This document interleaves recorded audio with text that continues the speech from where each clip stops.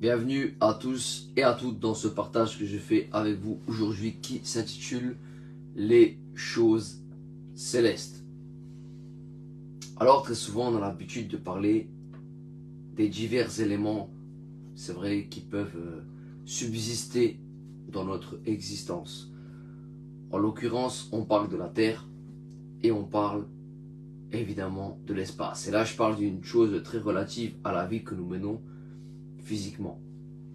Vous voyez ce que je veux dire? Donc on ne peut pas comparer les choses de la Terre et les choses de l'espace. Ce n'est pas le même élément, ce n'est pas, je dirais, la même nature. Dans l'espace, on sait qu'il y a la matière noire, on sait qu'il y a les galaxies, qu'il y a les multivers, il y a beaucoup de choses dans l'espace que sur notre Terre, nous n'avons pas, nous ne possédons pas. Eh bien, je dirais que de la même manière, dans le plan spirituel, il y a des choses qui nous échappent. Il y a des choses qu'on ne peut pas percevoir. Et là, la Bible utilise le mot « les choses célestes » pour parler des choses spirituelles. Voici ce que dit la Bible dans Jean 3, 12. Je fais allusion de la parole du Seigneur qui dit ceci. Nous le savons et nous rendons témoignage de ce que nous avons vu, et vous ne recevez pas notre témoignage. Si vous ne croyez pas,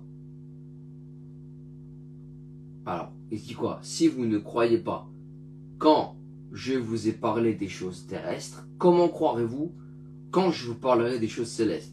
Point d'interrogation. Quelquefois, on a beau parler des choses qui nous arrivent vis-à-vis de Dieu, les personnes, malheureusement, ne veulent pas croire. C'est un constat, c'est une réalité. Ils veulent quelque chose de probant, quelque chose de visible. Et je comprends certaines personnes qui veulent des preuves, je les comprends.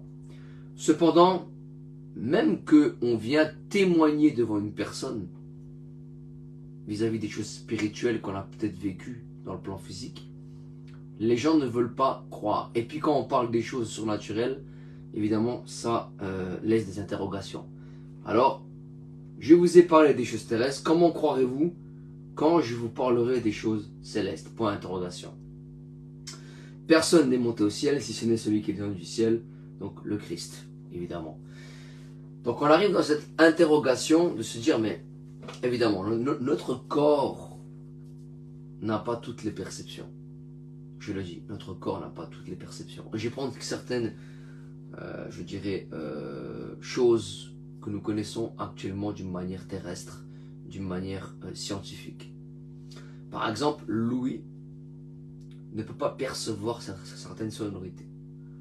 On a les dauphins qui ont des ondes, qui ont des fréquences que l'homme ne peut pas capter, par exemple. Vous comprenez? Dans la vue, c'est pareil. Il y a des choses que l'homme ne peut pas percevoir. Je prends l'exemple quand on va vraiment dans les micros, on va carrément dans les bactéries. L'homme ne peut pas voir les bactéries. Vous comprenez? L'homme ne peut pas percevoir un pouls. Il est tout petit, il est minuscule. C'est quelque chose qui parfois nous échappe. Il y a des choses dans la vue comme dans l'oreille qui nous échappent. Et puis, sans compter l'intelligence, dans l'intelligence, forcément, je parle d'une manière terrestre, d'une manière que tout le monde puisse me comprendre, hein, évidemment. Il y a des choses que l'intelligence ne peut pas comprendre. Quand on voit les galaxies, quand on voit ces univers qui sont là, dans la matière noire, dans l'espace, on ne peut pas tout comprendre. On essaie de trouver des réponses scientifiques, logiques, mais en même temps, on est dans l'interrogation, on ne sait pas. Alors on envoie des sondes, l'humain envoie des sondes pour essayer de comprendre. Parce que ces choses le dépassent. Comprenez que l'être humain est vraiment limité. Je le dis, il est limité. Et là, je parle d'une manière physique. Mais en ce qui concerne les choses spirituelles, c'est encore pire. Je le dis, c'est encore pire. Lorsque l'homme, par exemple, fait un EMI et qui sort, que l'esprit sort du corps, qu'il se passe des choses surnaturelles, l'homme ne comprend encore moins les choses. Lorsqu'il se passe des choses surnaturelles, qu'une personne est en phase terminale d'un cancer et qu'elle guérit miraculeusement parce qu'on a invoqué le nom de Jésus, là aussi l'homme ne comprend strictement rien. Comprenez? L'homme ne peut pas tout comprendre, l'homme ne peut pas tout expliquer. Il y a des choses terrestres comme les choses célestes qu'on ne peut pas expliquer, humainement parlant. C'est pourquoi le Seigneur a parlé en disant ces choses. Si nous voulons comprendre les choses terrestres, alors nous devons comprendre aussi les choses célestes. Les choses qui dépassent l'entendement humain. Vous comprenez? Les choses qui dépassent l'entendement humain. Beaucoup ont eu des témoignages, ont vécu des expériences surnaturelles. Et là, je m'adresse à tous les auditeurs, à toutes les auditrices qui auraient vécu des expériences surnaturelles. Peut-être que tu te sens concerné ce soir, ou ce matin, ou cet après-midi, en voyant cette vidéo. Tu as vécu des expériences surnaturelles que tu n'expliques pas. Et tu relates ça sur le fait que, voilà, c'était quelque chose comme ça, il n'y a pas d'explication.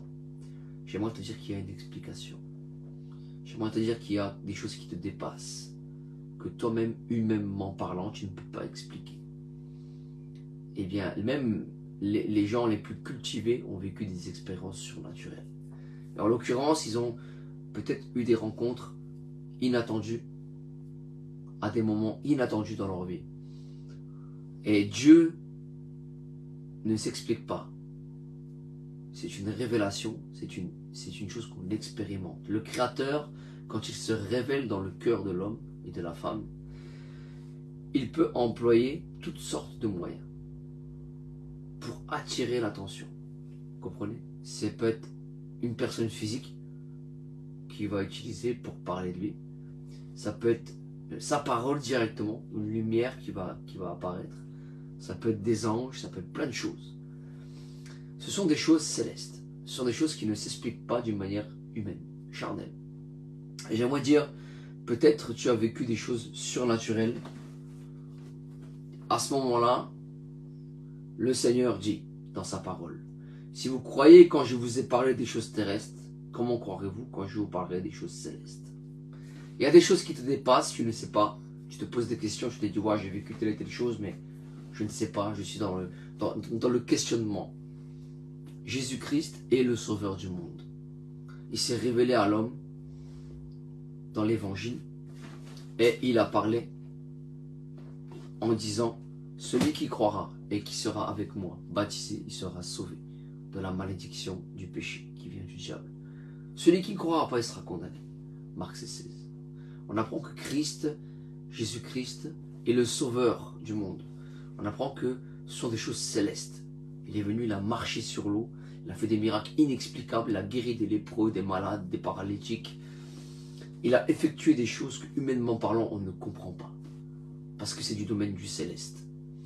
Alors, effectivement, on peut se poser la question, si Dieu est une réalité, alors sommes-nous en règle avec lui? Eh bien, j'aimerais te dire que le seul moyen aujourd'hui, dans la Bible, qui est maintenant une réalité, eh bien, c'est que Dieu a envoyé Jésus-Christ pour donner la possibilité à l'homme et à la femme, à la race humaine sur terre, d'accéder au paradis. Parce que Jésus s'est livré à la croix, il a donné sa vie en sacrifice pour que nos péchés soient effacés. Il a donné cette possibilité. Et j'aimerais te dire, n'hésite plus. Si tu as vécu des choses, je ne sais pas ce que tu as vécu, peut-être c'est des réponses que tu as reçues, des gens qui sont venus après une prière, ou je ne sais pas, après une invocation à Dieu.